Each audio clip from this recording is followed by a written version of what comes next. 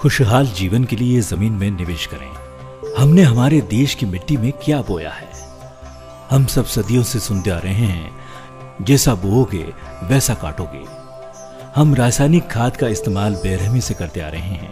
एक ही तरह के फसल उपजा रहे हैं, भूजल का दोहन कर रहे हैं। इसके वजह से मिट्टी की उर्वरकता खत्म हो रही है, जिसके कारण फसल का जिंदा रहना नामुमकिन सा हो गया है।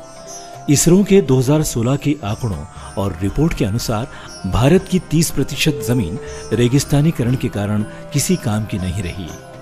यही नहीं, लगभग 9 राज्यों की आधी उपजाऊ जमीन बंजर होने लगी है। इसके कारण हमारे देश को $47 बिलियन का नुकसान हो चुका है।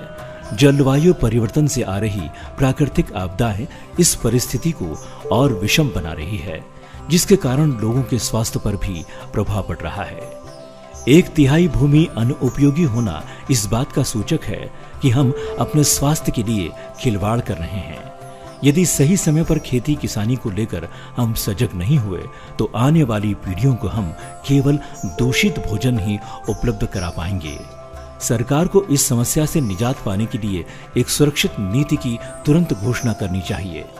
एक अध्ययन के अनुसार केवल 1% उर्वरक सब्सिडी कम करने से 3% तक भूमि का पतन रोका जा सकता है। ये एक चौंकाने वाला विश्लेषण है और देश की कृषि नीति निर्माताओं को विचार करना चाहिए। लेकिन इससे भी महत्वपूर्ण बात यह है कि नीति निर्माताओं को यह समझना होगा कि भविष्य में बढ़ती जनसंख्या के लिए खाद्य आवश्यकताओं को पूरा करने के लिए मिट्टी के स्वास्थ्य का पुनर्निर्माण एक अग्रदूत है। साथ ही एक स्वस्थ मिट्टी एक स्वस्थ आबादी के लिए एक निर्धारक है। सरकार को इस मिट्टी को सहज बनाने पर ध्यान देना होगा, ताकि आने वाली पीढ़ियों को हम ये अमूल्य धरोहर उसके मूल स्वरूप में दे सकें। मिट्टी उपजाऊ रहेगी तो फसल अच्छी होगी, स्वास्थ्य सुरक्षित होगा और देश खुशहाल रहेगा। हमारे देश के आधे से अधिक लोग आज भी कृषि और जलवायु पर निर्भर है। देश को एक जीती जागती भूनीति की आवश्यकता है।